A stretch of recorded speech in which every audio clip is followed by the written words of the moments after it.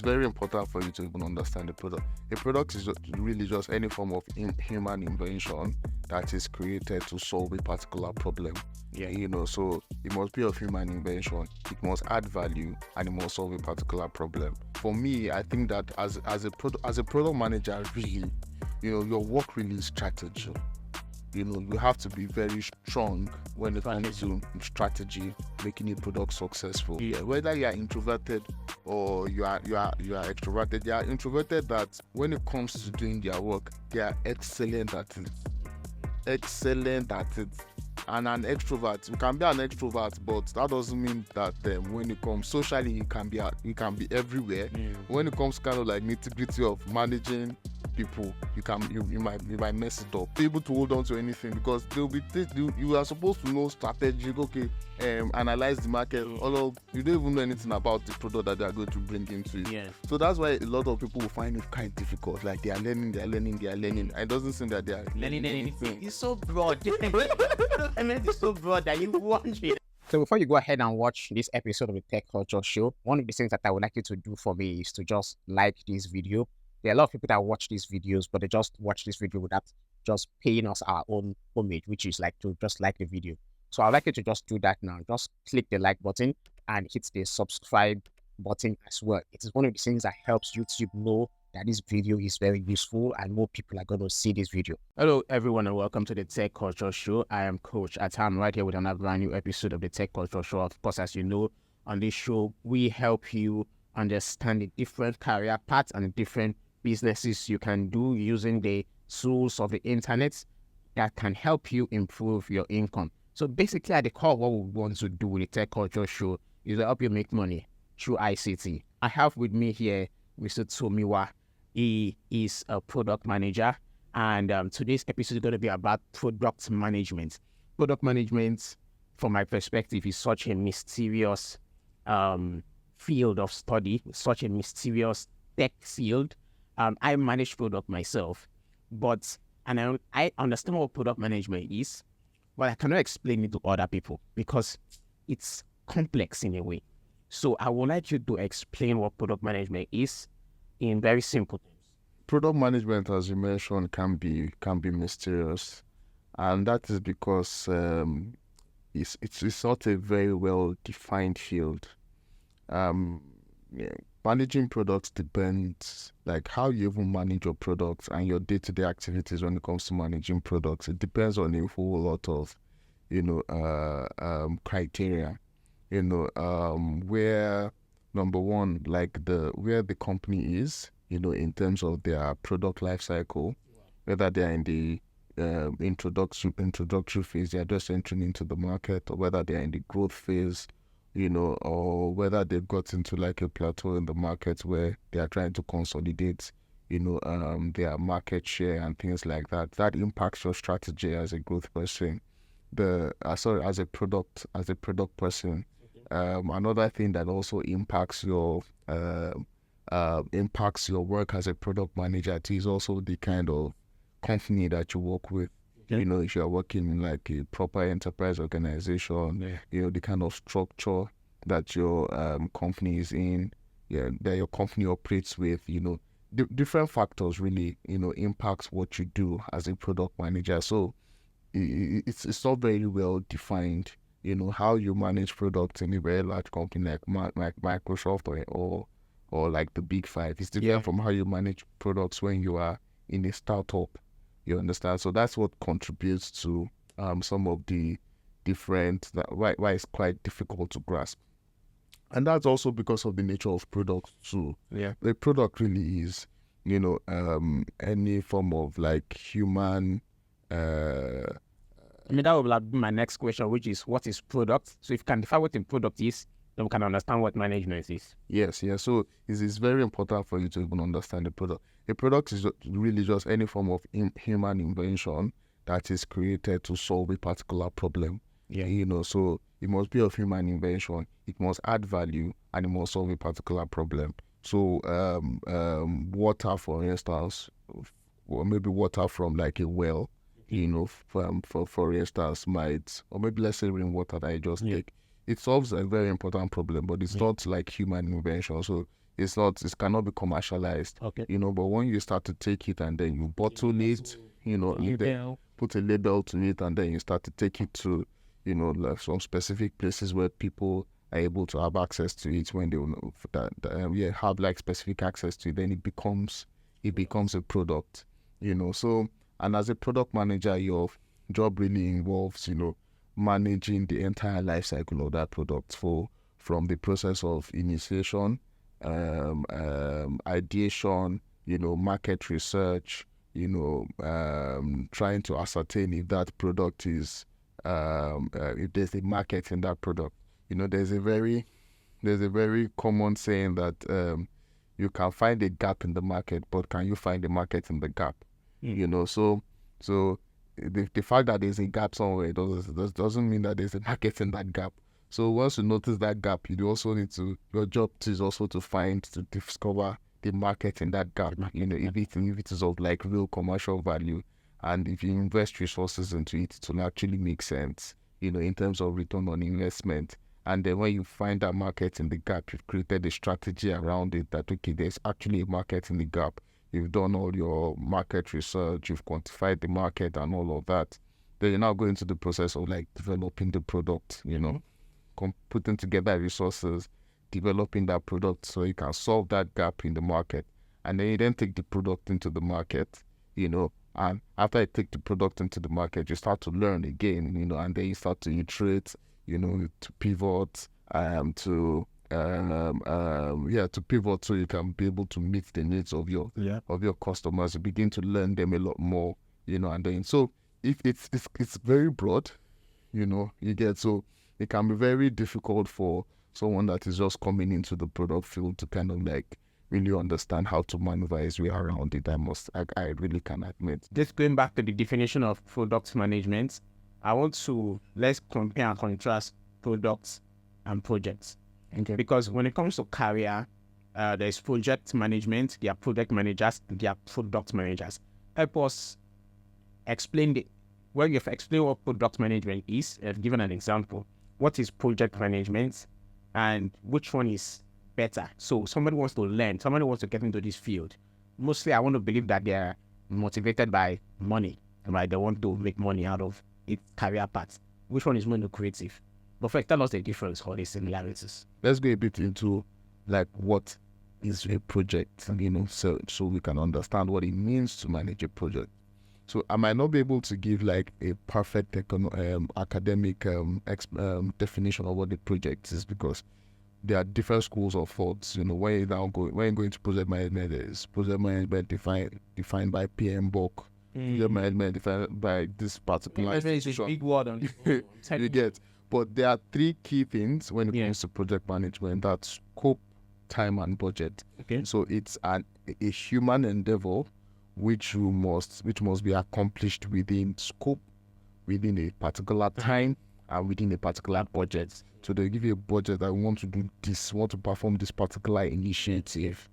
You get. So if you are thinking about it that way, it means that when you are developing a product, let's even put it that way. If you are developing a product, there might be different projects that are involved inside a product. You understand? There's that part, and there's another part too of an organization. An organization might need to perform a particular initiative. Yeah. You understand? They might not think about it in terms of like a product in a way, like it's something that keeps on going, but they need this particular initiative. Maybe they want to deploy this particular technology to solve this particular problem. Yeah. You deploy it and then you move to the next one. So project management is a lot more defined because you are working within those variables. And then there are specific, how will I put it? There are specific skill sets. There are specific bodies of knowledge, that define, project management.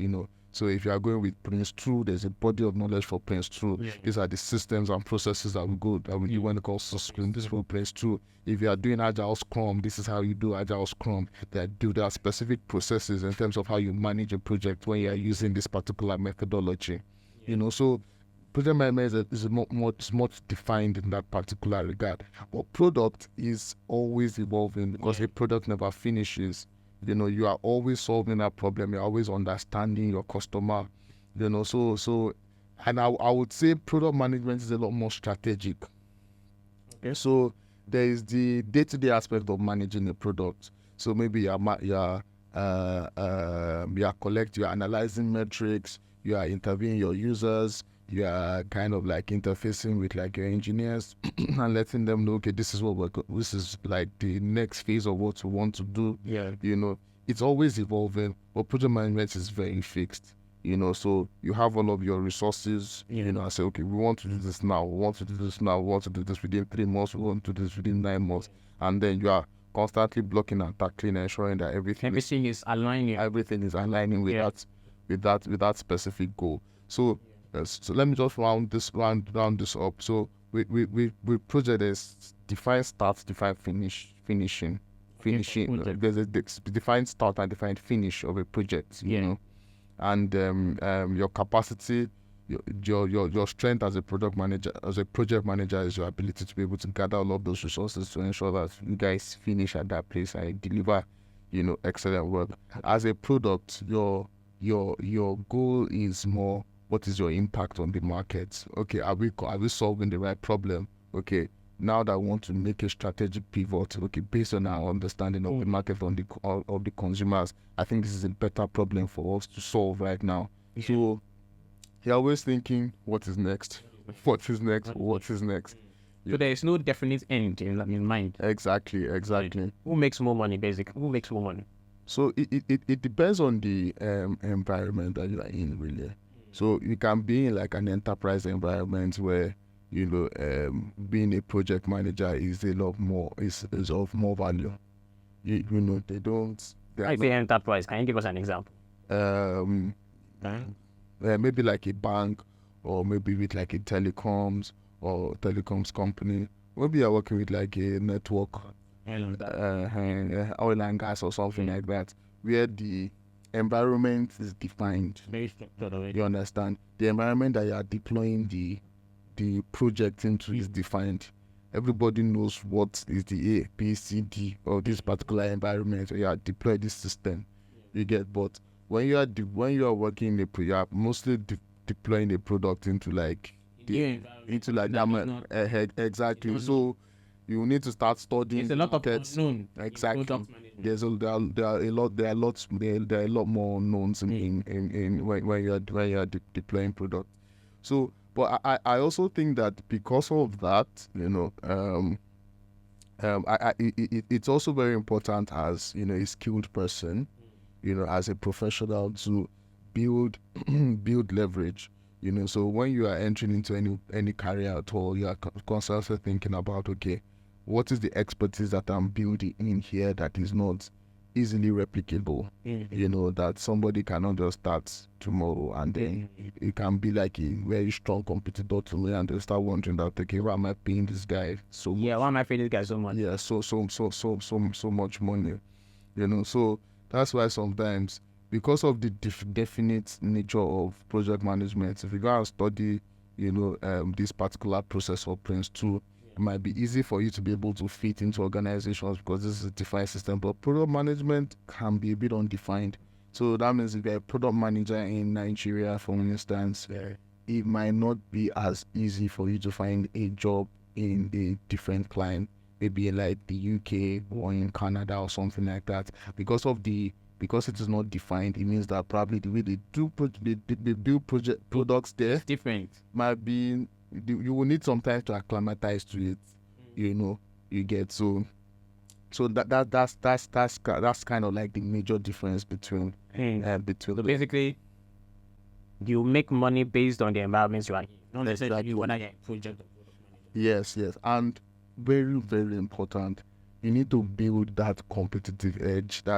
You need to build that competitive edge. So for me, I think that as a product manager, really, your work really is strategy.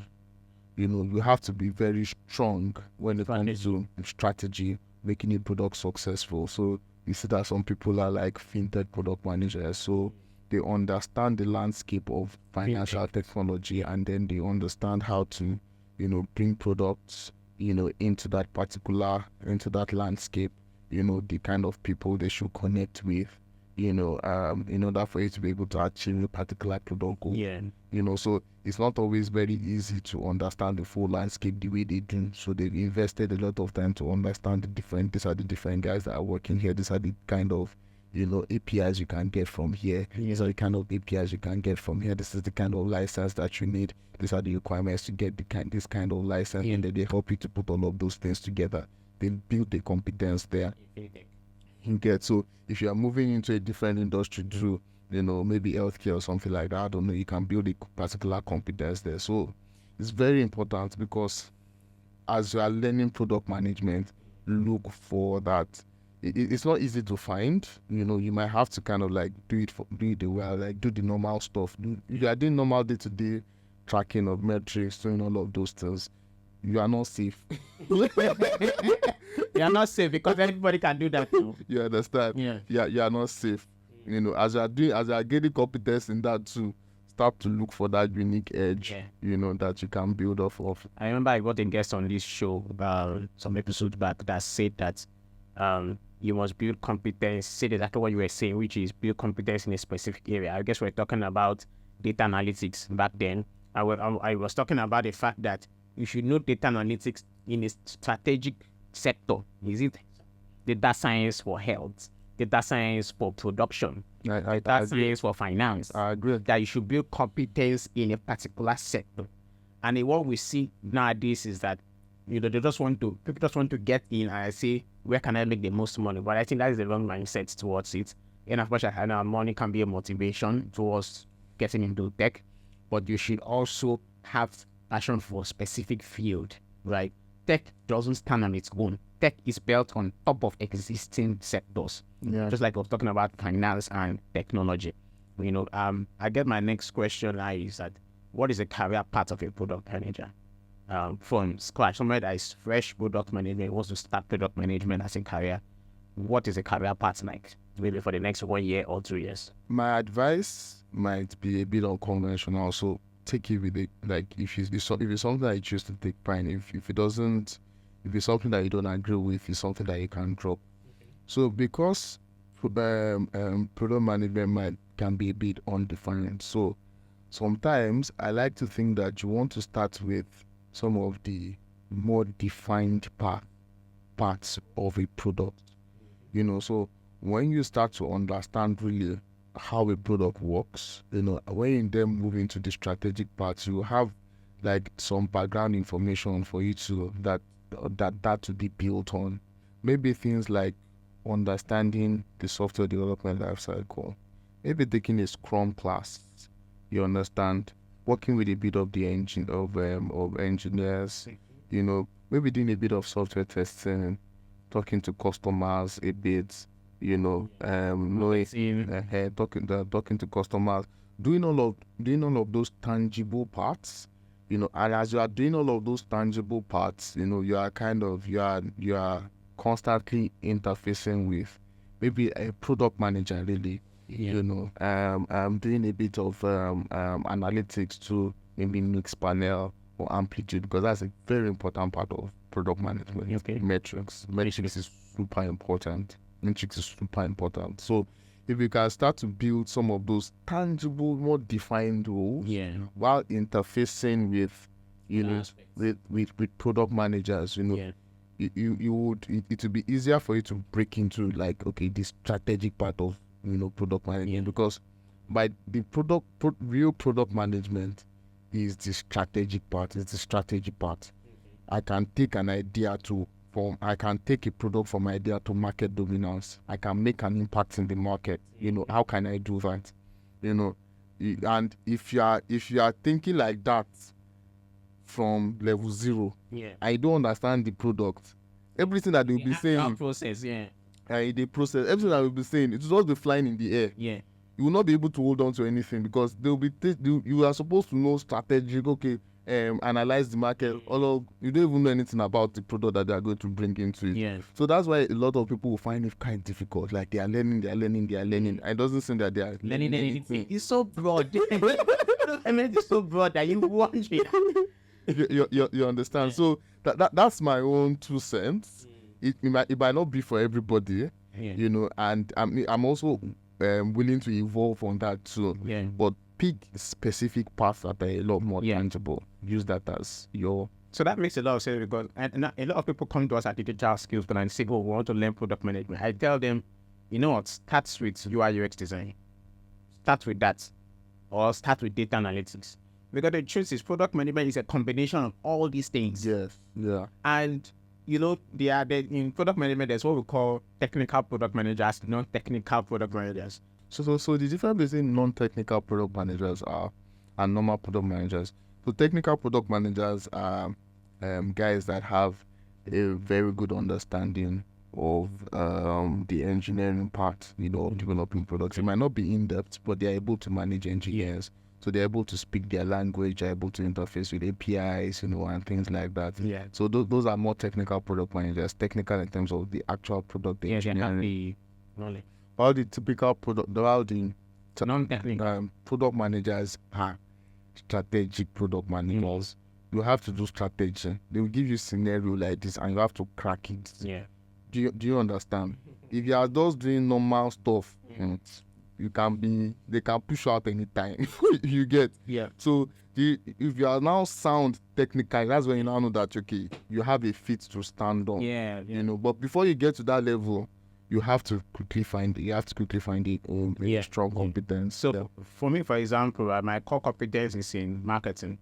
Right. That is where I know I can shine. So yes, I know other aspects of building a product and little here and there, but my core competency is while the engineers are still building, while UX is still going on, I'm already doing market strategy. Okay, what are we doing on social media? Where are we going to go and do product launch? Who are the celebrities that we are going to bring on that will start talking about this product ahead of time?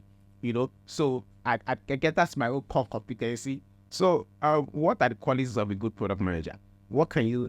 Is it in terms of achievements? What are some of the things you can see in somebody that say, okay, this is a good product manager? So I think a good product manager is somebody that is a people person. Okay. Is very socially intelligent, is able to work with different groups of people, and is able to pass his ideas, his agenda, across, he's able to push his agenda across. So even if you don't like him, you try to find out that to work with him. You are just doing something that's doing what he likes, So I think that part is always very important because you are working with there's this common notion that I'll call it that you have you have influence where you don't have power. So you are able to influence. You have all of the influence, but you don't have like the real power. So you're able to influence your design team. You're able to influence your market research team, your research team. You're able to influence your engineering team and all of that. And then you're able to speak to the stakeholders ahead of you. Yeah. Because they are the ones providing the resource, right? It's in their vision. So you need to know how to influence them. So influence is very key. You need to understand how to position your data to be able to hit the soft spot of this person. I wouldn't. No. It's so introverts. No, introvert or extrovert. Yeah. Whether you are introverted or you are extroverted, they are introverted that when it comes to doing their work, they are excellent at it. Excellent at it. And an extrovert, you can be an extrovert, but that doesn't mean that when it comes socially, you can be everywhere. Yeah. When it comes kind of like nitty-gritty of managing people, you might mess it up. Yeah.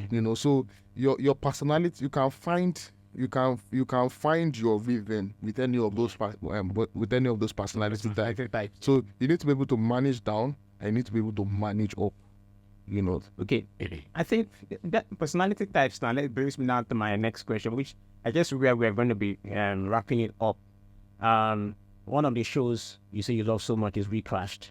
I've watched Recrashed. I watched Recrashed back in 2022 actually. Beautiful series about basically the life of Adam Newman, the founder of WeWork. He's extremely extroverted, Adam Newman, extremely extroverted. And then you have the Steve Jobs type that I will not say Steve Jobs is extremely introverted, but he doesn't have that Adam Newman personality or party.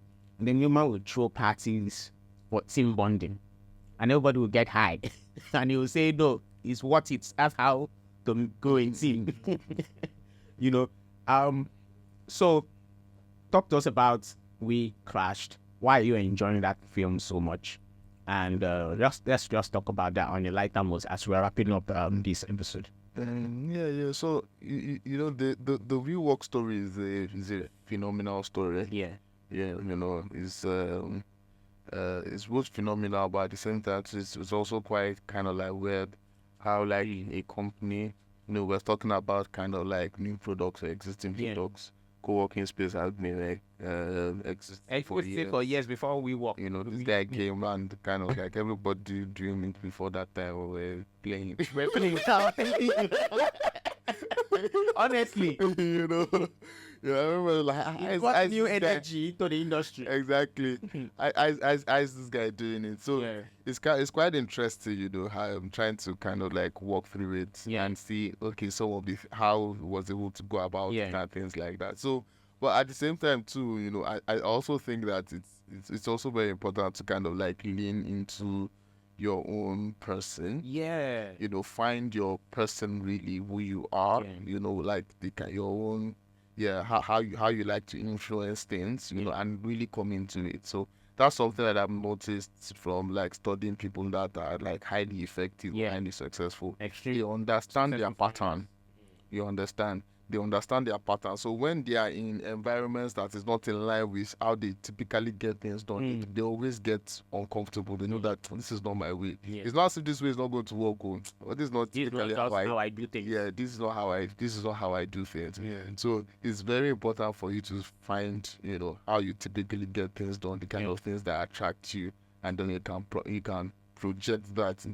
Creating that. I guess that film, I would say, is one of the non-horror movies. The things happening in that film, it feels like an horror movie. The way they were burning through cash, my heart was like, hey, what's happening here? What's happening here? It's because of it. It's a natural risk taker. Kind. Even when you don't have anything, the way we'll be talking very boldly, confidently, as if I think he pitched the SoftBank, he pitched to SoftBank, but even towards the beginning of the pitch, I think he went for like a business school or something like that, and then he was pitching his business to kind of like his classmates or something like that. And one guy was telling you that, I like your confidence, but this your company will not work. He said, you're going to regret not investing in this company. We haven't started anything. And the way he said, this company is going to change the world and you're going to regret it. That kind of guy. So there are just people like that just come up and they are just kind of like really different from everybody else. The thing is, the way Adam Newman left the company, of course, we know the story in real life, and he was eventually sacked by his board, even though he was settled a very big pay package at the end of the day. But the company went down, right? Do you think that despite his spending habits, despite all his eccentricities as a person, do you think that WeWork wouldn't have gone down if he was still at the helm of affairs? I think the reason why they sacked him was because it was already going down. It was already going down, yeah. So it was the reality of what was actually the reality of what was currently going on was it was already settling on everybody. And then they had to kind of like remove the guy that was sponsoring the whole thing, the whole Jamboree and everything. So So I don't know. I don't know. I don't have like really strong. I have strong opinions, but at the end of the day, I think, as I said, just lean into Who you are. lean into your own person. I mean, the guy is back to Silicon Valley. He's raised money already. Yeah, Start a new company. Yeah, There's even rumors that he wants to buy WeWork back. exactly. If you look at how he even kind of like sold the SoftBank's SoftBank CEO, the guy knew the tactics that he was using. Very good that he brought his father. He brought his father. He influenced him with his father and all of those kind of things. Yeah. The SoftBank CEO, it wasn't like he knew that was what he was doing, but he was impressed that he went to that length. That length, yeah. They were like, "Oh, this guy to go to this length means this guy knows something." He's what investing. You know, and they took a chance on him. Man. You get, so it's obvious that he has that spirit, you know, and that's why that's why people are willing to kind of like bet more invest in it. You know? I mean, this guy just launched a website called it's Flow. His new startup is called Flow. He just built a landing page. The landing page just says Flow. They say he raised how many $1 million? Yeah. He just showed that website to somebody and they say, "This is my new company," and they wrote him a check. I'm like, this guy, how is he? So I think that also goes into like the power of trust. Yeah. You know, once you've done something, do it before. You know, once people have seen you do something, you know, that is kind of like different from the ordinary, they're willing to take it better on you. There are people that just like that thrill, especially in like the US, where they are very risk. Is it risk averse? No, risk averse is like, I don't want to take risks, but they are very they are ready to take risks. They believe that, you know, no risks, no gain. Exactly. For you to be able to influence the world, you know, create something that's truly impactful, you have to like really take risks. So when they see someone that, you know, he has shown himself and like, okay, you failed in this one, maybe you have learned and you learned a couple of things. Let me give you some money, some money, you know, for it. Let's see what you can do with it, you know. So it's just lazy to just find your own being and just express it. Just express it. You know, and you know, leave that track record of achievement. People would always fall in line, basically.